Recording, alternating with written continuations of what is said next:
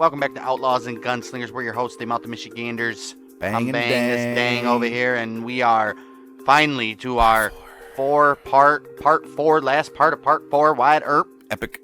All about his later years this one's going to be, but up until now, we've seen him as a young little boy trying to run away and join the Union. And they were like, no. When his brothers were there, and his daddy took him back, he's like, what are you doing? And he's like, I'm going back. And then he got a little bit older. He went and operated some shit on a boat with card games and gambling and all that type of stuff. He steals horses. He was wanted in Arkansas. Yeah, he loved fucking brothels and bar scene. And then he straightened out when he was a lawman in Kansas over there, Dodge City, all that good stuff. Made his way to Tombstone. He tried to straighten out. Him and all his brothers, Virgil, Morgan. A guy like that, this trouble follows you.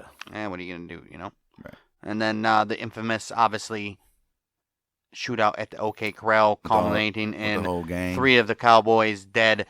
2 of the brothers, or 1 of the brothers. Virgil maimed, Morgan dead. Yep, just 1, that's right. And that led up to the Earp Vendetta Ride, where he just went and killed every single buddy. Because you're going to see right here, that Vendetta Ride lasted a little over a year, during which the Earp posse, along with Doc Holliday, eliminated Old Man Clanton, Billy Clanton, Frank McLaury, Tom McLaury, Frank Stillwell, Indian Charlie, Dixie Gray, Florentino Cruz, Johnny Barnes, Jim Crane, Harry Head, Bill Leonard, Joe Hill, Luther King, Charlie Snow, Billy Lang, Zwin Hunt, Billy Grounds, and Hank Swilling. 20 Marapa. 20. 20 Marapas. 20. Gone. Finito. Finished. I think that is like cold-hearted murder or like... Oh, it was, yes. I like to know the stories many of them got, of these. Right? Many of them got shot in the head. And asleep and stuff like that. Right. I get it. And the end of last episode, the Vendetta Ride one, we saw Wyatt and Doc parting because Doc called Wyatt a little Jew boy since he was dating some little Jew chick. Yeah. And then after that, Wyatt saw Doc for the final time. After Wyatt saw Doc for the final time, Holliday's health continued to get worse. As a realist, Doc was not one to believe in miraculous cures, but hoping that Yampa Hot Springs and sulfur vapors might improve his health. Yes. He headed up there Check for Glenwood Springs, Colorado, May 1887. Registering at the fashionable Hotel Glenwood, he grew steadily worse, spending the last 57 days in bed. Damn. And was delirious for 14 of them. Probably the last 14. Well, on November 8th, 1887, Doc awoke clear-eyed and asked for a glass of whiskey. They gave it to him. He drank it down, and then he said, "This is funny." Everyone's like, "What's that? When What's he that, was Doc?" looking at his feet. He had no boots on. He died. He always figured he'd be killed with his boots on. Right. Isn't that crazy, though? That had to have been crazy. Like, you're this outlaw guy that you're expecting. You're going to probably be killed in the streets one of these days. And then it turns out you actually die in peace.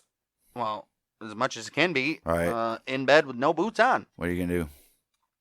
Well, San Diego Union printed a report from the San Francisco Call on the 9th of July, 1882, that Virgil Earp was in San Francisco. San Fran. He was receiving treatment for his shattered arm.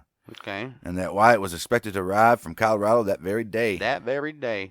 Wyatt took a job managing a horse stable in Santa Rosa. Earp developed a reputation as a sportsman, as well as a gambler. He was reputed to own a 6-horse stable in San Fran.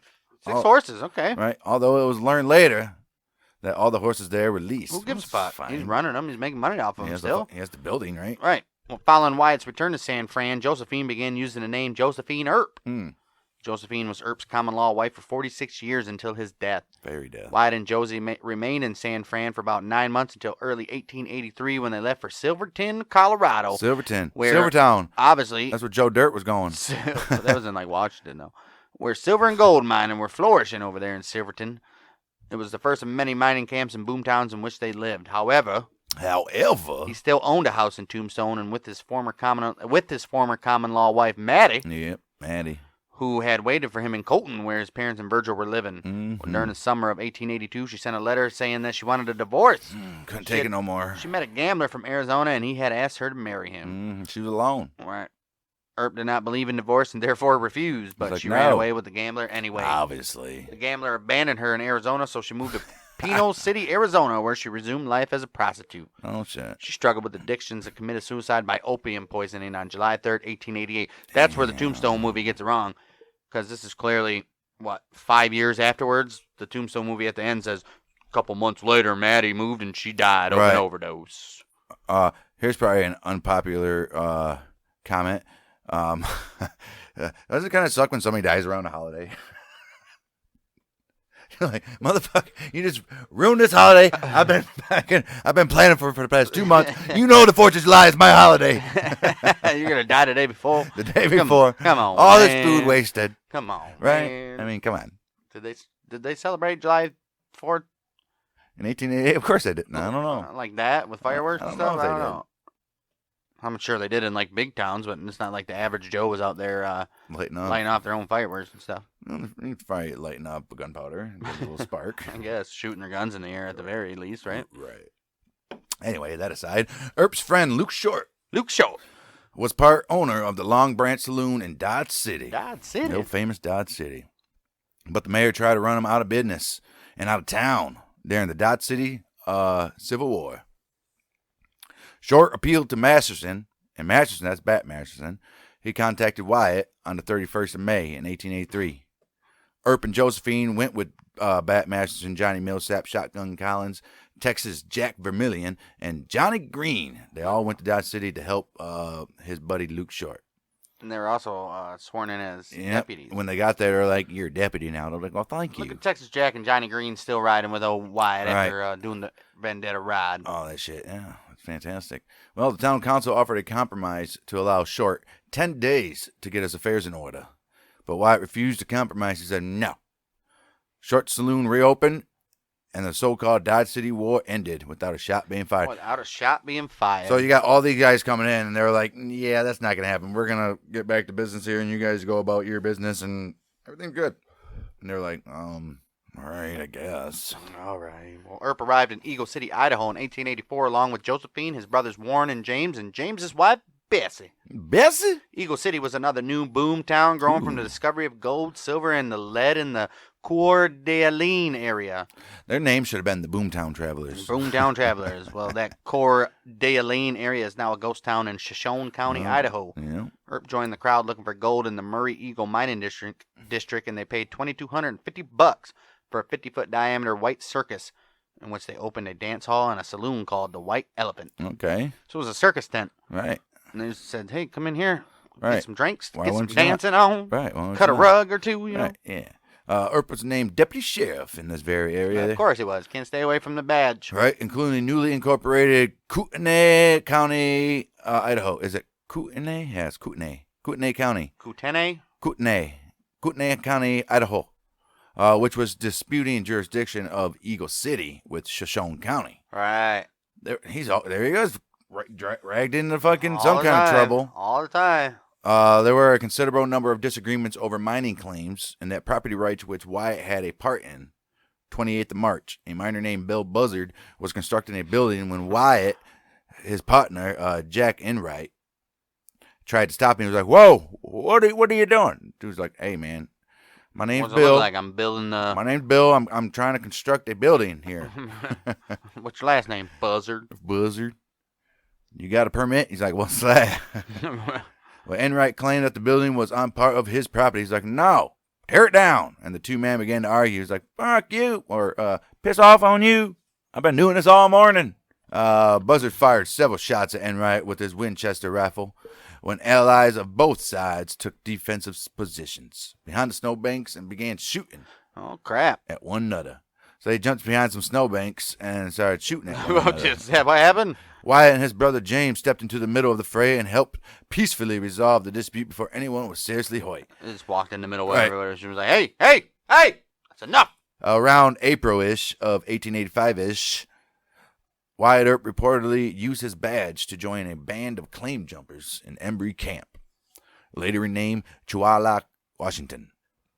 Within 6 months, their substantial stake had run very, very, very, very, very dry. And the Earps left the Murray Eagle District once again. Yeah, they're like, nothing here for us, so bye. Yep, these guys are a traveling band, man. Oh, on the flip side of that, the Coeur d'Alene mining venture died out by 1887, so Earp and Josephine went to San Diego, California, where the railroad was about to arrive and a real estate boom was underway. Yep. They stayed for about 4 years, living most of the time in the Brooklyn Hotel. Earp speculated in San Diego's booming real estate market, and he bought 4 saloons and gambling halls between 1887 and around 1896, all in the respectable part of town, quote unquote. Nice. They offered 21 games, including faro, blackjack, poker, keno, pedro, and monte. Hey. At the height of the boom, he made up to $1,000 a night in profit. Nice. He also owned the Oyster Bar located in the first granite-faced building in San Diego, the 4-story Louis Bank building at 837 Fifth Avenue, one of the more popular saloons in the Stingaree district. Ooh, Stingaree. One of the reasons that it drew a good crowd was the Golden Poppy brothel upstairs, owned by Madame Cora. Nice. That's right, nice and clean. Yeah. Each room was painted a different color, such as emerald green, summer yellow, or ruby red, and each prostitute was required to dress in matching garments. That's fantastic. So instead of a bitch's name, they came in and I was like, I want the red orange. room. Yeah, orange. Right. Earp was a last-minute choice as referee for a boxing match on the 2nd of December, 1896, which the promoters billed as the Heavyweight Championship of the World, when Bob Fitzsimmons was set to fight Tom Sharkey at the Mechanics Pavilion in San Francisco. Wyatt had refereed 30 or so matches in his earlier days, though not under the marquee of Queensberry rules, but under the older and more liberal London prize ring rules. Right. Yeah, that's rough. The fight may have been the most anticipated fight on the American soil this very year in 1896. Fitzsimmons was favored to win, and the public and even civic officials placed lots of money on the outcome of this fight. Okay. Well, Fitzsimmons dominated Sharkey throughout the fight, and he hit Sharkey with his famed solar plexus punch in the 8th round, an uppercut under the heart that could render a man temporarily helpless. Ooh. Then at Fitzsimmons' next punch, Sharkey dropped, clutched his groin, and rolled on the canvas screaming, "Foul!" Earp stopped the bout, ruling that Fitzsimmons had hit Sharkey below the belt, but virtually no one witnessed the punch. Oh, no. Earp awarded the fight to Sharkey, whom attendants carried out as limp as a rag, they say. The 15,000 fans in attendance greeted his decision with loud boos and cat calls. Oh, no. Saying, "Wyatt, you piece of crap, you piece of dirty dude, you boo-ba-doo-boo." I mean, how did nobody not see that? You're going to tell me nobody was watching the fight? Right. Not the judges, not the fucking people in the first 6-7 rows. Come on. Somebody had to have seen it. Then, guess it didn't happen then. Wyatt in on this? It was widely believed that no foul had occurred and that Earp had bet on Sharkey. There we go. Well, several doctors verified afterward that Sharkey had been hit hard below the belt. Several doctors, huh? Several doctors said, yeah, this man was hit in his crotch area. But the public had bet heavily on Fitzsimmons, and they were livid about the outcome. So what really happened was Wyatt in on it, and he fixed the fight, and the crowd was legitimately mad, or No, the dude a clearly got hit. A foul actually happened, and the or crowd he was in only... cahoots with the other. He told the other boxer to hit him in his fucking balls, and I'll give you a percentage. Or you bet on him. Could the other boxer bet on Sharkey? I doubt it. I bet on Sharkey. He could have had somebody bet on Sharkey. But was the crowd mad because it was the wrong call, or was the crowd mad because they had money on Fitzsimmons? We don't know. Well, the doctor said it was the right call. Well, Fitzsimmons went to court to overturn Earp's decision, and the newspaper accounts and testimony over the next 2 weeks revealed a conspiracy among the boxing promoters to fix the fight's outcome. Okay, newspaper accounts and testimony. The promoters. So not Wyatt at all. Boxing promoters to fix the fight's outcome. Well, Right. Wyatt was the ref. And the last-minute ref. Newspaper across the United States republished the stories from the San Francisco papers and looked for local angles. Okay, well, on December 14th, 1896, the San Francisco Call quoted a story from the New York Journal by Alfred H. Lewis, who had accused the Earp brothers of being stage robbers, quote unquote, and Earp was parodied in editorial characters by newspapers across the country. Stories about the fight and Earp's contested decision were distributed nationwide to a public that knew little of Wyatt Earp prior to that time. Right. So now Wyatt Earp's faced with being a famous guy in that area where he was, the Southwest or whatever. Not even, for being a wild gunfighter and the most dangerous man. And now the majority of American people know him as the crooked referee who fixed the fight. Where's this guy? Look at this guy. Only if you knew. Only if you knew. Right. It's not like you can go on the internet and research who he is. Right. You're only seeing what the papers are putting out at this time. 17th of December. Judge Sanderson finally ruled that prize fighting was illegal in San Francisco. Oh, geez. What the hell's the fight? One of the most anticipated fights of the year, and it was illegal in San Francisco anyways. And the courts would not determine who this very winner was. Oh, no.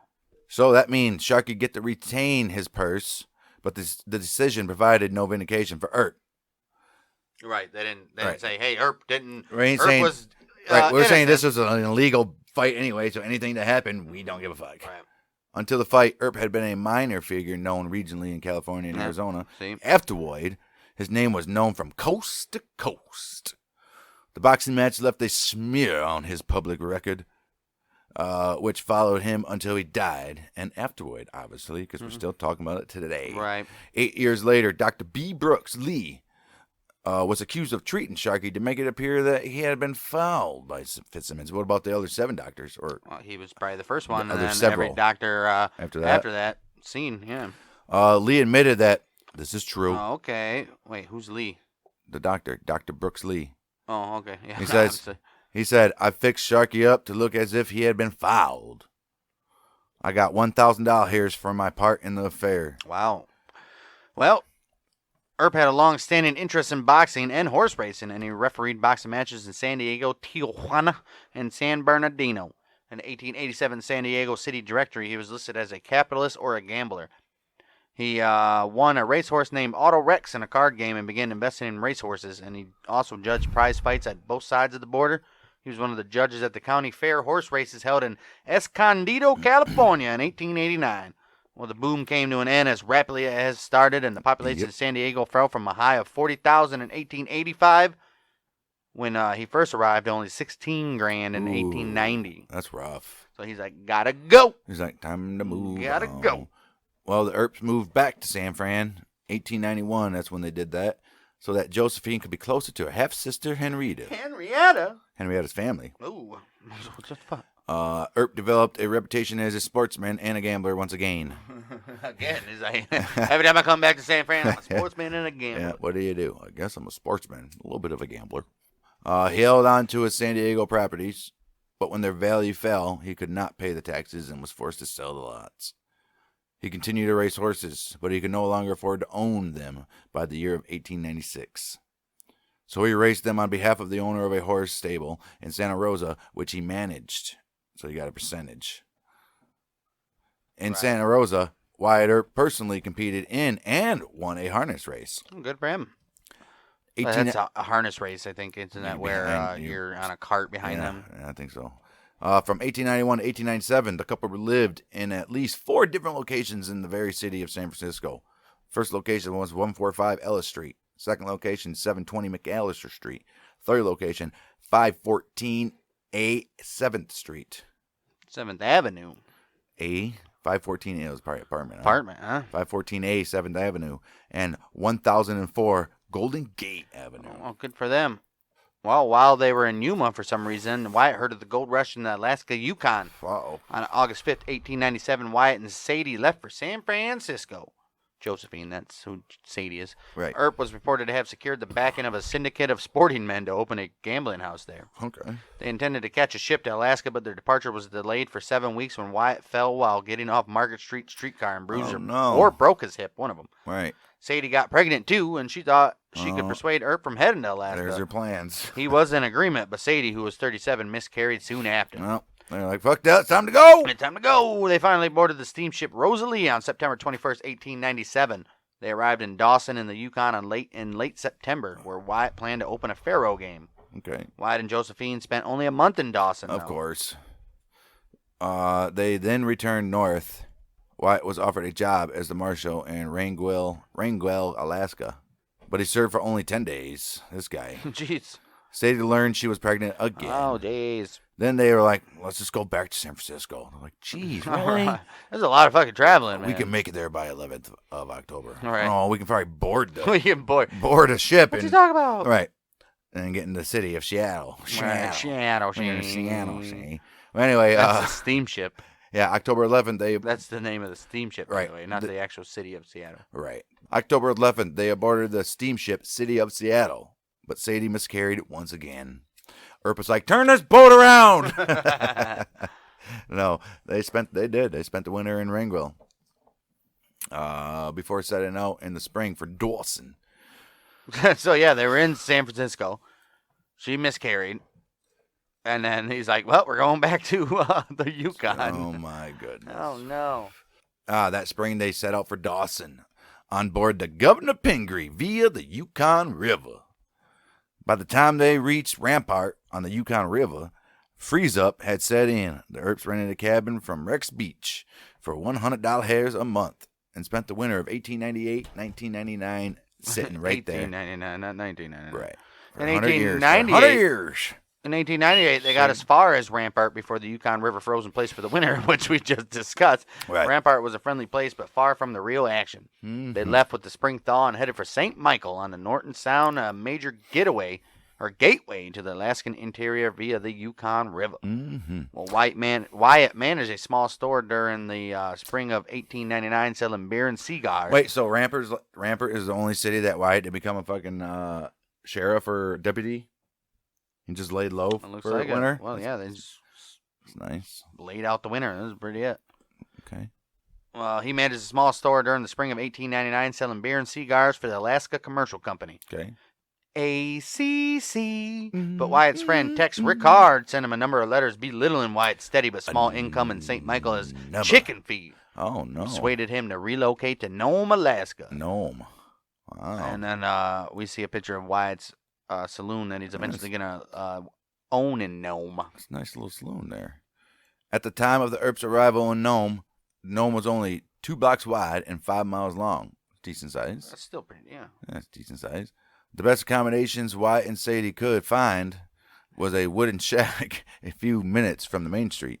Well, when you want to be close, you can build on it, right? Only slightly better than a tent. Slightly. Oh, yeah, slightly. The river was an open sewer. Of course it was. Typhoid. Wow. Dysentery. Yep. Pneumonia. Oh, okay. They were very common in this camp. Were. September. In September, Wyatt and partner Charles E. Hoxie built the Dexter Saloon in Nome, the city's first 2-story wooden building, and its largest and most luxurious saloon. Good for them. The second floor had 12 club rooms decorated with fine mirrors, thick carpets, draperies, and sideboards. Oh, even sideboards. Everybody's like, you heard about that? They got sideboards. They got some sideboards over there. Them sideboards Wait. are to die for. Well, traded on Earp's name, the Dexter was a success.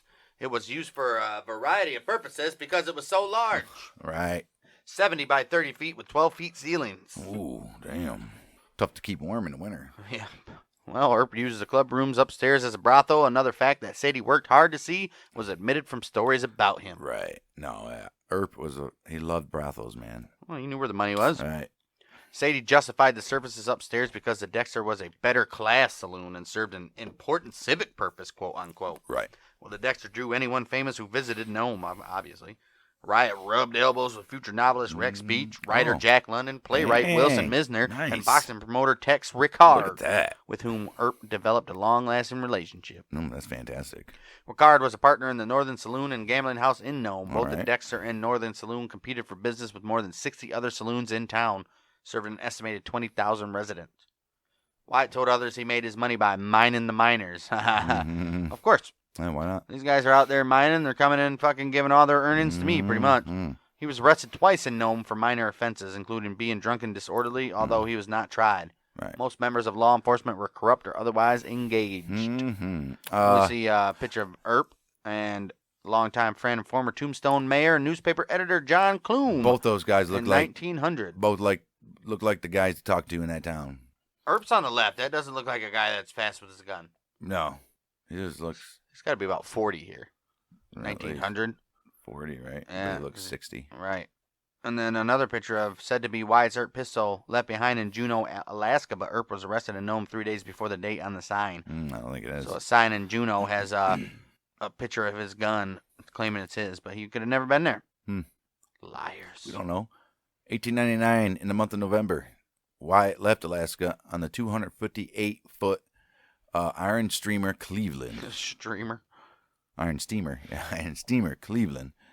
The ship was infested with lice and was struck by a storm on the Bering Sea, making a difficult trip.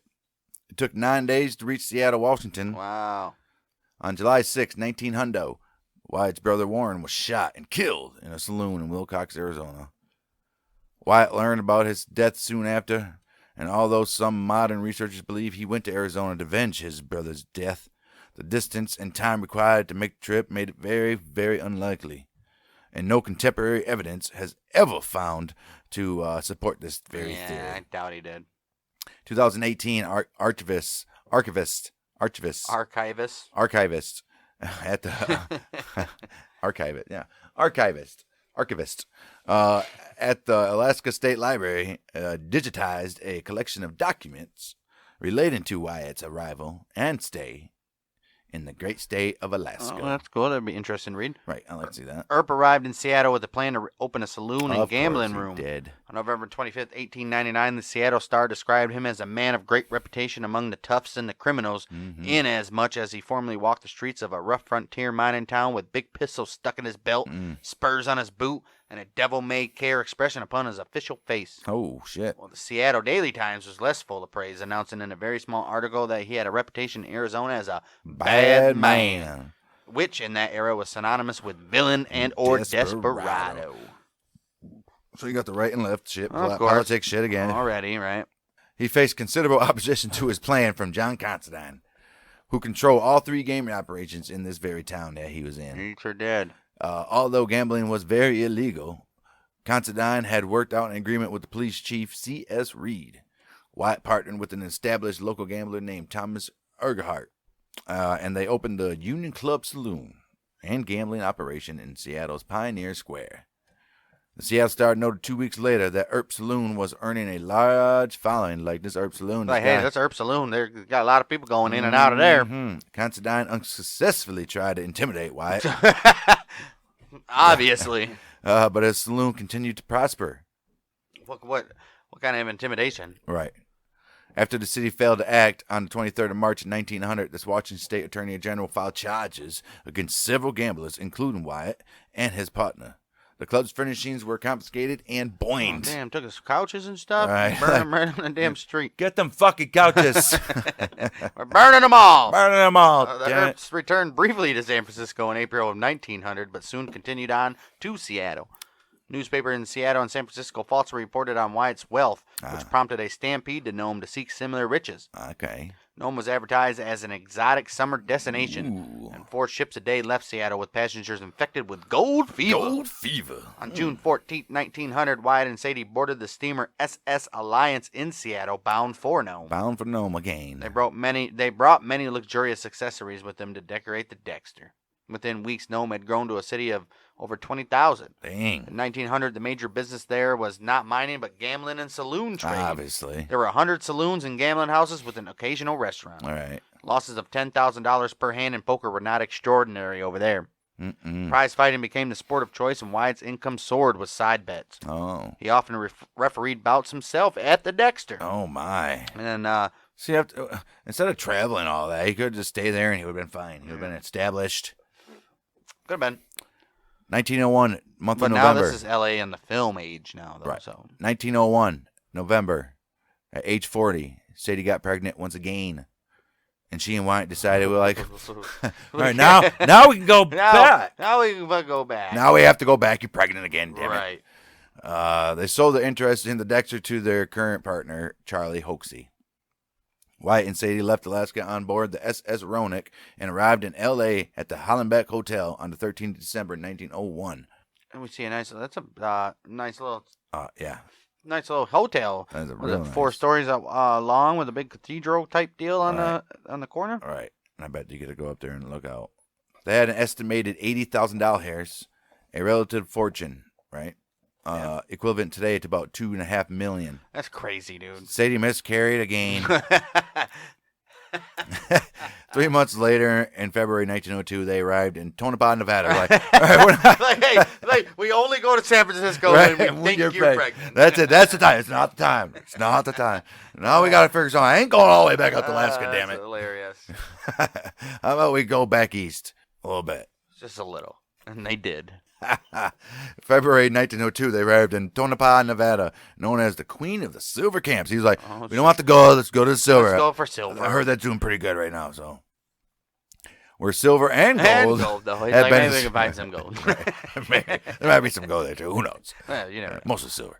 Anyway, 1900, that's when all this stuff was happening. A boom was underway. 1902 and 1900. Right, 1900 gold had when it been started. discovered. Right. So for 2 years now, it's just been hammering. Wyatt and Sadie opened. Yeah, they got there a little late. Right. Wyatt and Sadie opened the Northern Saloon in Tonopah, and he served as a deputy U.S. Marshal under Marshal J.F. Emmett. His saloon, oil, and copper mining interests produced some income for a little bit. Like a little bit of time, but after Tonopah's gold strike waned, they moved in 1905 to Goldfield, Nevada. I mean, it's got it in it, babe. It says gold. It's in the freaking name. It's fields of gold. Where his brother Virgil and his wife were living. Hey. Tex Ricard was also already there and had opened a second Northern Saloon. He hired Wyatt as a pit boss. Okay. Wyatt also staked mining claims just outside Death Valley and elsewhere in the Mojave Desert. In 1906, he discovered several deposits of gold and copper near the Sonoran Desert town of Vidal, California, on the Colorado River, and filed more than 100 mining claims near the Whipple Mountains. Shit.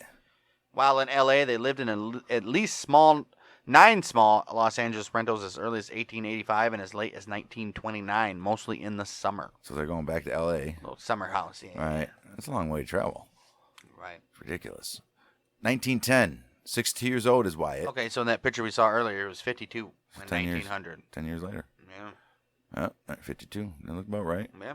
1910, when Wyatt was 60 years old, the Los Angeles Police Department hired Wyatt and former L.A. detective Arthur Moore King at $10 per day to carry out various tasks outside the law, such as retrieving criminals from Mexico, which he did very capably. Of course he did. This led to Wyatt's final armed confrontation. Okay, what was it? October 10th. Nobody knows. It doesn't even say. Right. October 1910, he was asked by former L.A. Police Commissioner H.L. Lewis to head up a posse to protect surveyors of the American Petroleum Company who were attempting to wrest control of mining claims for vast deposits of potash. What is potash? I don't know. On the edge of Searles Lake. It's a potassium-rich salt that is mined from underground deposits formed from evaporated seabeds millions of years ago. Makes sense. Potassium is an essential element for all plant and animals. The term potash refers to a group of potassium-bearing minerals and chemicals. Right, potash. Okay. It's a salt. Well, good for them. Right. Yeah, it's probably pretty sought after, too, huh? Right, I would say. Fantastic. Okay, well, Wyatt and the group he guarded were regarded as claim jumpers and were confronted by armed representatives of the other company. Mm-hmm. King wrote, "It was the nerviest thing he had ever seen.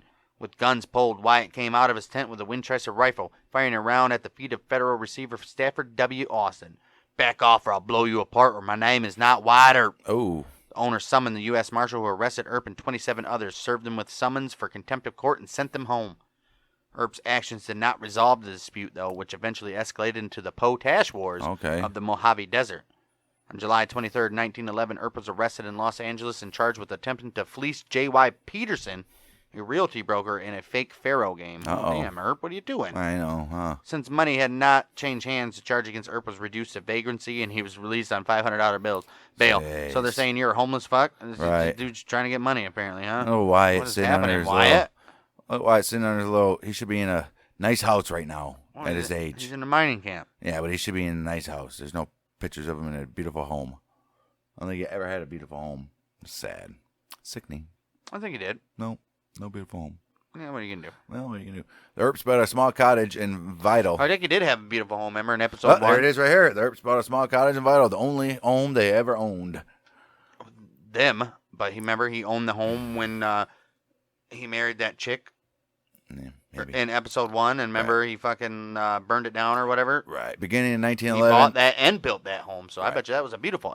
I bet you that home that he built in episode 1 was probably his most beautiful and best home that he ever had. Probably wasn't. 1911, in the beginning of 1911, until Wyatt's health began to fail in 1928, Wyatt and Sadie Earp summered in L.A. and spent the rest of the year in the desert working their claims. The Happy Days mine was located in Whipple Mountains, a few miles north of Vidal. Wyatt had some modest success with the Happy Days gold mine, and they lived on the slim proceeds of income from that and the oil wells in Oakland and Kern County. I mean, they're not broke. I guess. Well, in about 1923, Charles Welsh, a retired railroad engineer and friend that Earp had known since Dodge City, frequently invited the Earps to visit his family in San Bernardino. When the Welsh family moved to L.A., the Earps accepted an invitation to stay with them for a while in their top-floor apartment until the Earps found a place to rent. I mean, why not, right? After Earp and Sadie moved into a bungalow nearby, Charlie Welsh's daughter, Grace Spoladora, recalled that Sadie, who had never had any domestic skills, did very little housekeeping or cooking for Wyatt. Oh. She and her sister Elma were concerned about the care Sadie gave to Wyatt. Though he was at times very ill, she still did not cook for him. Spoladora and her sisters and her mother brought in meals. Wow. Ain't that fucked up? Sadie. While He's like, whatever, I'm with this chick now. Whatever. Right. What are you going to do? While living in L.A., Earp became an unpaid film consultant for several silent cowboy movies. In 1915, Wyatt visited the set of director Alan Dwan's movie, The Half-Breed. The Half-Breed. Starring Douglas Fairbanks.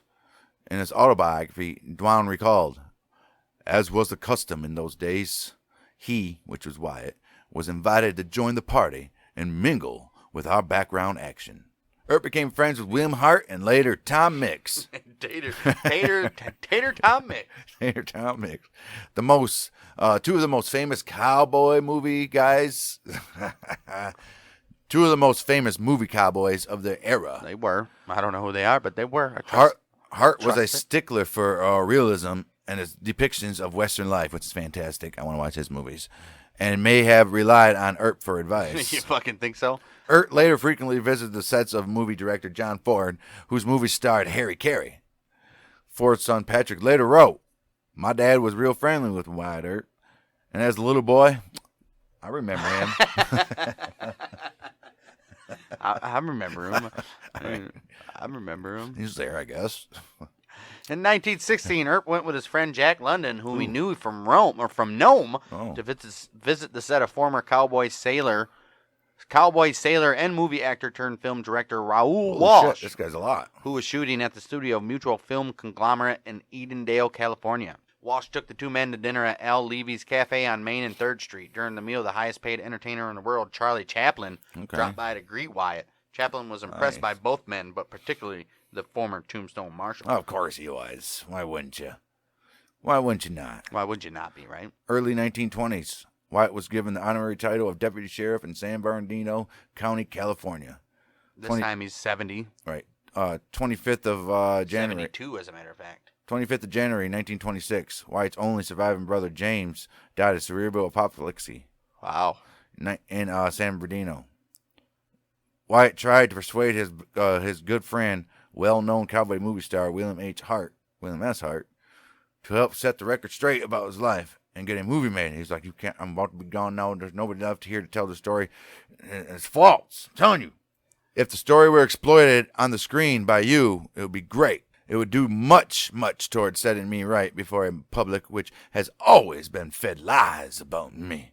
Hart encouraged Earp to first find an author to pen his very story. He sure did, and he did. In 1925, Earp began to collaborate on a biography with his friend and former mining engineer John Flood to get his story told in a way that he approved. Right. Flood volunteered his time and attempted to write an authorized biography of Earp's life based on Earp's recollections. Right. The two men sat together every Sunday in the kitchen of Earp's modest rented bungalow. So this is kind of like the movie Cobb. Kind of, yeah. I can see that. While Wyatt sipped a drink and smoked a cigar, they tried to tell Earp's story, but Josephine was always present. She often interrupted and insisted, "You can't write that. It needs to be clean." She also demanded that it add more pip to the manuscript, in which her mind meant including the word crack. Right. In all capitals. Every time he, hit somebody or something, crack. In the chapter about the shootout, the manuscript includes 109 uses of crack. Oh, jeez. She thought Earp needed to be shown as a hero, and the manuscript includes a chapter titled Conflagration, in which Earp saves two women, one a cripple, from a tombstone fire. Oh, no. Did that actually happen? Joseph. No, it didn't happen. Oh, jeez. He just went through his whole fucking life. You think it happened? Right. Well, Flood's writing was still corny and one-dimensional.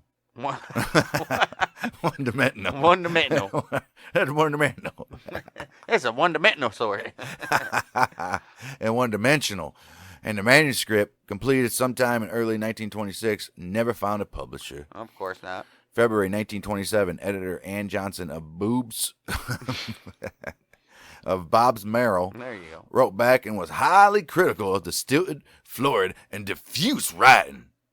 She wrote, "Now one forgets what it's all about in the clutter of unimportant details that impedes its pace, and the pompous manner of its telling." Sporadora, as a teenager, had visited the Earps many times near her family home in Needles, California, and also she went to San Diego with those. Okay. In an interview with San Bernardino Historical Society in 1990, She attributed the highly exaggerated stories about Wyatt Earp to Josephine. Josephine would always interfere whenever Wyatt would talk with Stuart Lake. She always interfered. Always. She wanted him to look like a church-going saint. Blow things up. Wyatt didn't want all that. Well, Hart tried to help. In February 1926, he wrote the Saturday Evening Post and encouraged him to publish Flood's biography so that the rising generation may know the real from the unreal. Right. But Flood was a horrendous writer, and publisher after publisher rejected the manuscript. Several copies were made and sold in 1981, and the original carbon copy of the typed manuscript found amongst Josephine Earp's papers was given by Glenn Boyer to the Ford County Historical Society. Fantastic. Wyatt Earp was the last surviving Earp brother and the last surviving participant in the gunfight at the OK Corral. Ain't that fucking crazy, dude? It's nuts. This dude, the fastest dude, the dude that was out there, right, lawing and gunfighting and doing everything, was the last one to live out of everybody, dude. He died at his home in the Earp small rented bungalow at 4004 West 17th Street in L.A. He died of chronic cystitis on January 13th, 1929, at the age of 80. That's old. All right, back then. 1929, dude. Right. You imagine his life. You got to see a lot of shit. Electricity, cars, trains. 50 years. Oh, yeah, trains. 50 years he was in the Wild West. No electricity, no nothing, sleeping on the ground. And he may even be in a Great Depression story or a Prohibition story. I doubt it. 29? Yeah. 10 years there in the 20s. The whole 20s he was around. 1913 wasn't Prohibition, wasn't it? 1920s. He died in 29. 1930s. But yeah, 1930s might have been the Prohibition. He went to that, and then imagine him living in L.A. all the time. So this dude went from being in towns that were all horses and shacks on dirt roads, and he went to L.A. and it was all nice and... Right. 1920 and 1933. 13 years. So he lived through 9 years of it. Of no alcohol. He had alcohol. You know damn well that motherfucker. Damn well he did. Mm-hmm. The L.A. Times reported that he had been ill with liver disease for about 3 years. 3 years. His brother Newton had died almost a month prior on 18th December 1828. Oh, wow. So... Right. He was right there. His last brother died a month before him, so he was probably like... So let's give some credit to Newton. Well, he was probably like, I'm the last one left, right. so... Time to go. He's like, I don't want to be the last man standing. Right. Wait a minute, maybe I do. Wyatt was survived by Josephine and his sister Adelia Earp Edwards. Oh, so he still had a sister. Okay. He had no children. Damn, they tried. Charlie Welsh's daughter, Grace Spoledora, and his daughter-in-law, Elma, were the only witnesses to Wyatt's body cremation. Wow. Josephine was apparently too grief-stricken. I'm sure she was. The funeral was held at the Congregational Church on Wilshire Boulevard. Earp's pallbearers were William J. Hunsicker, Earp's attorney in Tombstone and noted Los Angeles attorney. Okay. Jim Mitchell, who was a Los Angeles Examiner reporter and a Hollywood screenwriter. Right. George W. Parsons was founding member of Tombstone's Committee of Vigilance. Wilson Misner, a friend of Wyatt's during the Klondike Gold Rush. Fantastic. John Clum, a good friend from his days in Tombstone, a former Tombstone mayor and editor of the Tombstone Epitaph. Nice. Explains why the Epitaph was so friendly towards Wyatt, huh? Explains. William S. Hart was a good friend and Western actor and silent film star. And Tom Mix. Yep, Tom Mix. Who was also a friend and Western film star. Mitchell wrote Wyatt's logo obituary. Right. The newspapers reported that Tom Mix cried during his friend's service. Hey, when Josephine did not attend Wyatt's funeral, Grace Spoladoria was furious. She said, she didn't go to she didn't go to his funeral even. She wasn't that upset. She was peculiar. I don't think she was that devastated when he died. Ooh. And we cut to we don't cut to nothing. We look at a picture of the Earp tombstone with Wyatt Barry Stapp, 1948 to 1929, and Josephine Sarah Marcus from 1861 to 1944. Well, Josephine was Jewish. She was. Had Earp's body cremated and secretly buried his remains in the Marcus family plot at the Hills of Eternity Memorial Park. It is a Jewish cemetery in Colma, California. Oh, secretly. So right. They thought he was somewhere else. He's not supposed to. Well, he's not even supposed to be buried there. No. Only Jews can be. Right. But he has another tombstone somewhere. I want to see that one. I don't think so. This is it. When she died in 1944, her body was buried alongside his very ashes. Of course. She had purchased a small white marble headstone which was stolen shortly after her death in 1944. Of course it was. It was discovered in the backyard in Fresno, California. A second stone of flat granite was also stolen. Oh, Ridiculous. Every time. On July 7, 1957, grave robbers dug into Earp's grave in an apparent attempt to steal the urn containing his ashes. Oh, my. Unable to find his cremains, they saw the 300-pound gravestone. Actor Hugh O'Brien, who was playing Earp in the 1955-61 TV series The Life and Legend of Wyatt Earp, well, that was a 6-year series. I meant to check that out. Check that out. They offered a reward for the stone's return. It was located for sale in a flea market. Jeez. Oh, jeez. Cemetery officials reset the stone flush in concrete. It was stolen again. But once again, gone. And this is why your little buddy Kevin Costner is such a fucking piece of shit right here. And this time, Kevin Costner, who played Wyatt in a 1994 movie, Wyatt Earp, offered to buy a new, larger stone, but the Marcus family thought it was an offer that was self-serving and declined. Mm-hmm. Descendants of Josie's half-sister Rebecca allowed a Southern California group in 1998-99 to erect the stone currently that's in place. The earlier stone is on display in the Colma Historical Museum. Okay. In 1957, the Tombstone Restoration Commission looked for Wyatt's ashes with the intention of having them relocated to Tombstone. They contacted family members seeking permission in the location of his ashes, but no one could tell them where they were or where they were buried even. Right. Not even his closest living relative, George Earp. Arthur King, a deputy to Earp from 1910 to 12, finally revealed that Josephine had Wyatt buried in Colma, California, and the Tombstone Commission canceled its plans to relocate them. They're like, we ain't getting them from California. Nope. Well, their gravesite is the most visited resting place in the Jewish cemetery, obviously. That's badass. Who else is there? Right. Josephine wrote in her memoir that she and Wyatt were married in 1892 by the captain of a multimillionaire Lucky Baldwin's yacht right off the coast of California. That is true. Captains of ships can fucking marry people. That is right, yeah. Raymond Nez wrote that his grandparents witnessed their marriage, but no public record has ever been found for the marriage. Of course not. They're in the middle of a freaking boat. Right. Baldwin was a horse breeder and a racer who also owned the Santa Anita racetrack in L.A., which Earp frequented. Of course he did. Well, his relationship with Josephine was tempestuous at times. She gambled to excess, and he had adulterous affairs. He knew that she preferred Josephine and detested Sadie. Right. But he had a mischievous sense of humor and began calling her Sadie earlier in their relationship. Right. Earp's good friends in the Welsh family did not appreciate Josephine's gambling habits, and they noted that she received an allowance from her half-sister Rebecca and gambled it all away, often leaving her husband hungry. Very, very hungry. Well, in the 1920s, Earp gave Josephine signed legal papers and filing fees to claim for an oil lease in Kern County. She gambled away the filing fees and lied to him about what happened to the lease, which later turned out to be very, very valuable. Wow, so this bitch, huh? Right. He distrusted her ability to manage his finances and made an arrangement with her sister, Henrietta Lenhard. He put oil leases in Henrietta's name with the agreement that the proceeds would benefit Josephine after his very death. In February 1926, the oil well was completed and producing 150 barrels a day. But Henrietta's 3 children refused to keep the agreement with their mother's death. After their mother's death. After their mother's death, and kept the royalties to themselves. And so these kids were like, screw Aunt Josephine. She ain't nothing but a gambling piece of crap. Wyatt's still alive. 1926? Yeah. He's still got 3 years to go. He died in 29. Oh, shit. That's true. Why are we going back after we already said he died? Now we're going back to more stuff? This should have been the end of the show. I think we're just talking about why? Yeah.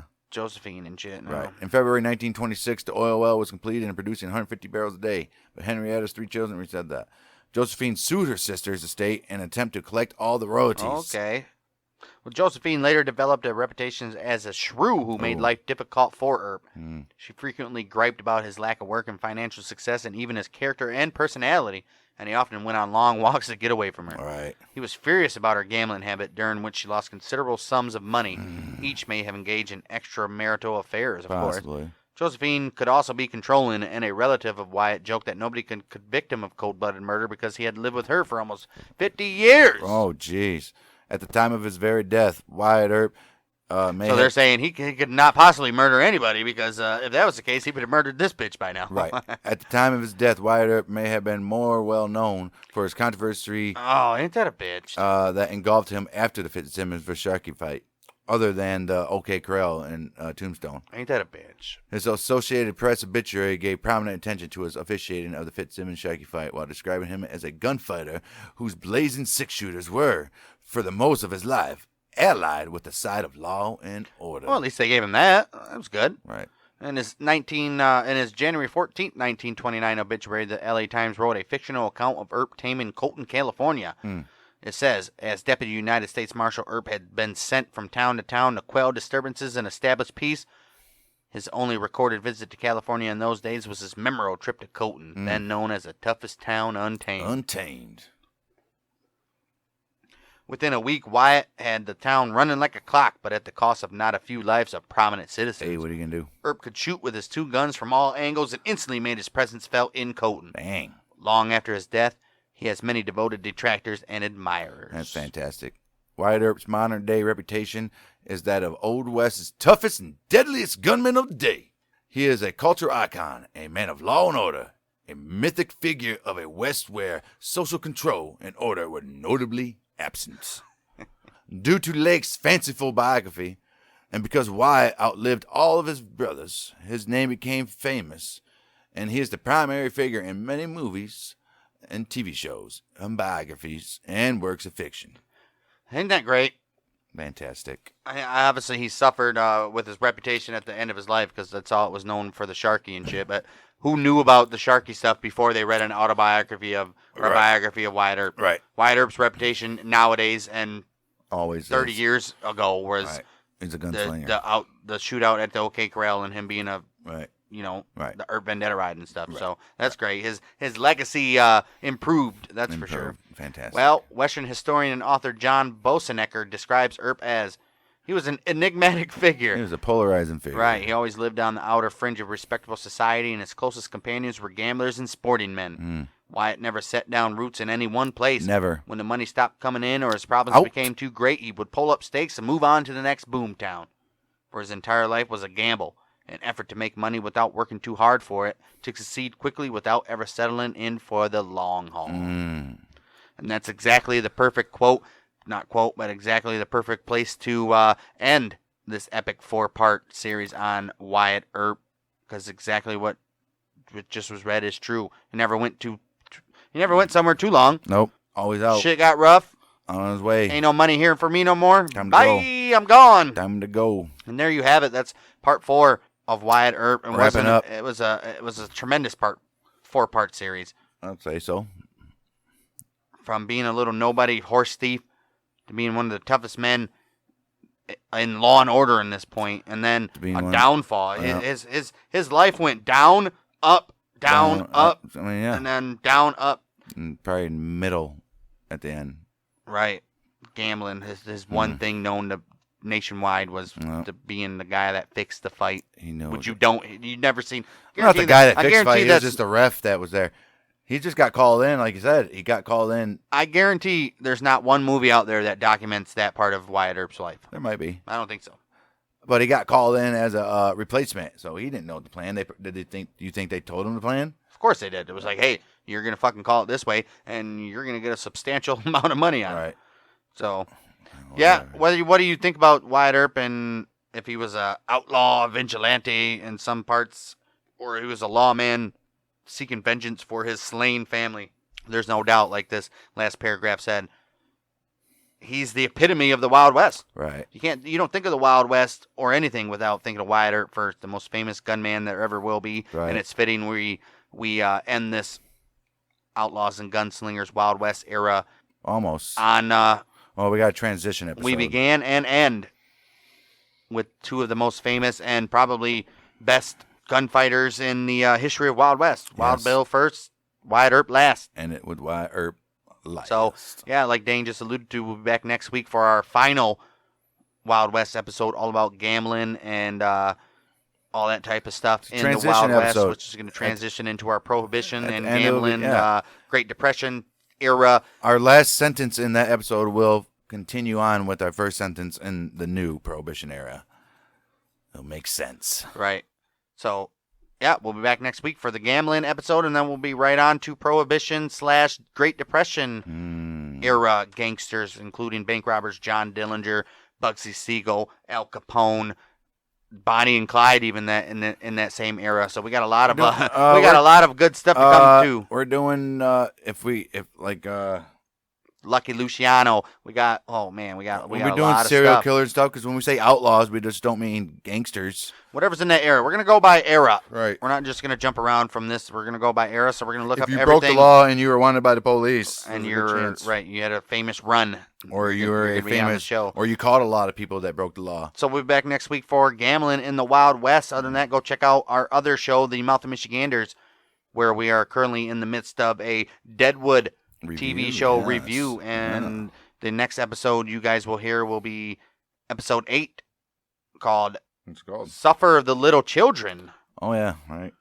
Where in episode 7, 2 teenagers come into town and they tell everybody they're looking for their father. However, it's revealed that they're actually scheming. They're scammers. So they're little scammers. They're modern day phone scammers. Yep. Well, they're Wild West phone scammers back in them days. So Suffer the Little Children. We have a little feeling about what's going to happen to them. Also, Seth and Al are headbutting over Elma's claim, as well as the plague is coming to an end. And then this week in sports history, we got our 3rd week back from that, and anything championships, records. Anything that has to do with sports, that's great. It's all there. It's all there. Join us next week. Creative Control Network, Outlaw, Gambling in the Wild West. Wild Wild West. Wild Wild West. Wild Wild West. We are the Mouth of Michiganders with Bang Dang.